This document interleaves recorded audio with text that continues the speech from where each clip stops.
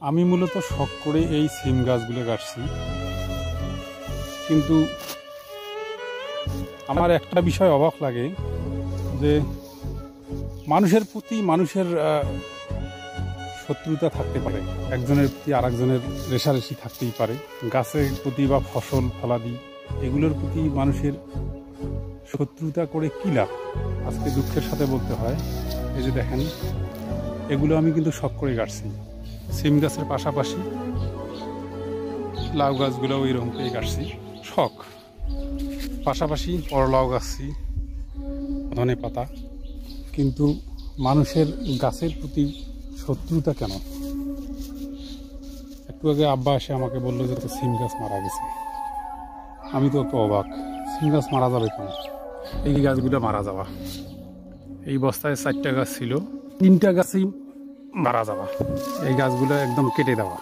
কেটে দিয়ে আবার কি করছে, এখানে আবার এরকম করে পুঁতে রাখছে যেন টেন না পায়। গাছ মারা গেলে তো এমনিতে টের পাওয়া যায়। গাছ এরকম করে কেটে দিছে। আমার মনে হয় না যে কোনো বাচ্চার কাজ, এগুলা পরিকল্পিতভাবে এগুলা কেটে দেওয়া।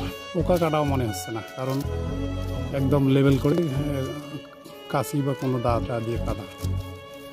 কিন্তু এখানে 4টে গাছের মধ্যে একটা গাছ জীবিত আছে। কিন্তু এটা কী ধরনের শত্রুতা? যেই কাজটা করুক না কেন, আমি তাকে অভিশাপ দেব না।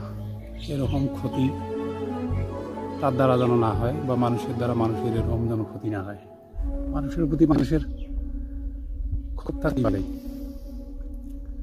তাই বলি, কোনো ফসল বা কোনো গাছগাছালি কেটে দিয়ে শত্রুতা অবমান ঘটায়, এটা আমি মনে করি না। যে কাজটাই করুক না কেন, আল্লাহ যেন তাকে হেদায়েত দান করে, এই কাজগুলো যেন করা থেকে তাকে বিরত রাখে। আমার তেমন একটা কষ্ট নেই, কারণ আল্লাহ আমার রিজিকে যা রাখছে তাই থাকবে।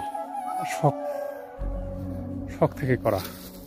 যাই হোক, আল্লাহ ওই মানুষগুলোর হেদায়েত দান করুক, এরকম যেন তার দ্বারা মানুষের কোনো ক্ষতি না হয়। ভালো থাকবেন।